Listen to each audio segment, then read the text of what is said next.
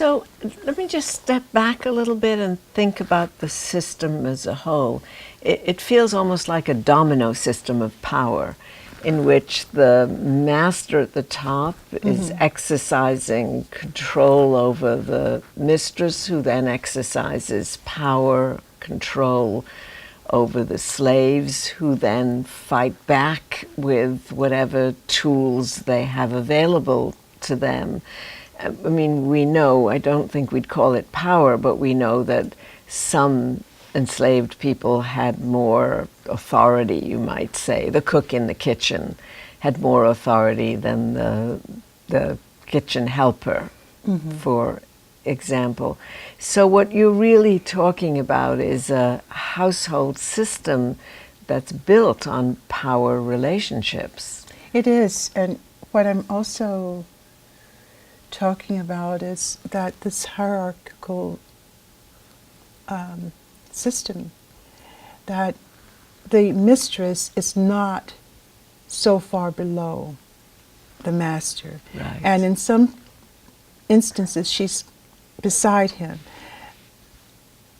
Because there are women who have no husbands or fathers in the home who are mistresses of their own plantations, right? And women who do have husbands, but who do exercise within the space of the plantation sufficient authority that slaves cannot discern the difference between the power of the master and the mistress.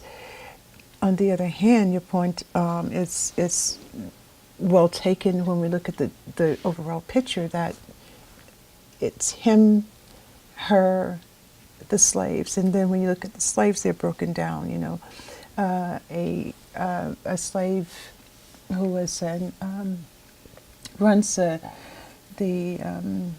gang for the overseer or for the master has certainly more power than other men on the plantation. His wife tends to have more, if not power, she has more in the way of maybe a better cabin. Maybe she works 2 days of the week. Better resources. Right.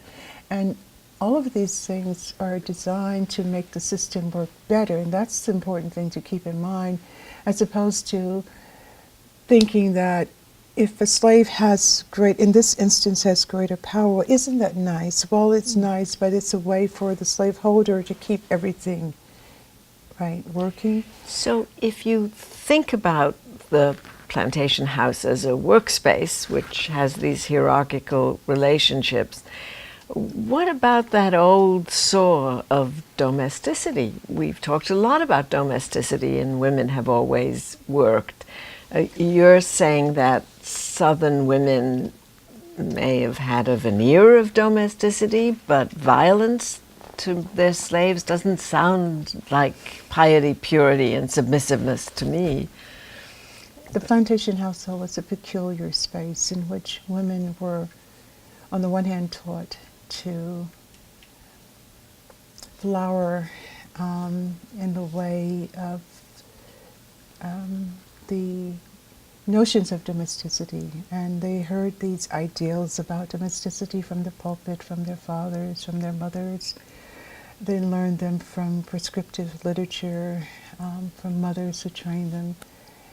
And so on the one hand, you're taught to be a lady, and on the other hand, you're taught to be a manager of slaves. And if you're not taught, you're placed in a position when you marry that that's what you do, but it's not alien because you've seen your mother do it.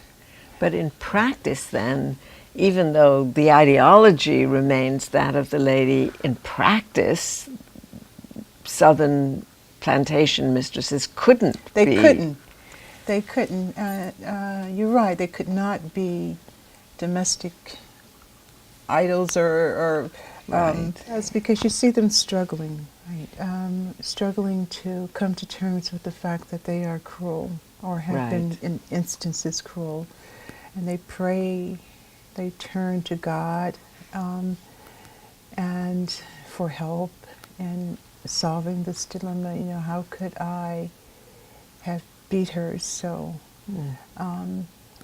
Talk to us about the actual violence. Are you saying that mistresses actually took whips and beat their people who worked around them on a daily basis? Not all mistresses beat, and not all beat their slaves daily. But controlling the people who worked for you in your home required that you resort to discipline, disciplinary measures, and the most familiar such measure was the whip. And slaves in their narratives talk about mistresses who whipped for no reason at all. For a woman, and this is one example that I use in my book, for a woman to be sitting at her dinner table and her slaves are serving her, for her to become so provoked by the service that she would take the eye out of the slave serving her at the dinner table. What? Take the eye out of... She plucked the eye out. For a mistress to be so provoked that she would resort to actually engaging in fisticuffs with the woman she owned, because this woman refused to take a beating. And so here you have a mistress and a slave woman on the floor fighting, and slaves are observing this, other enslaved people.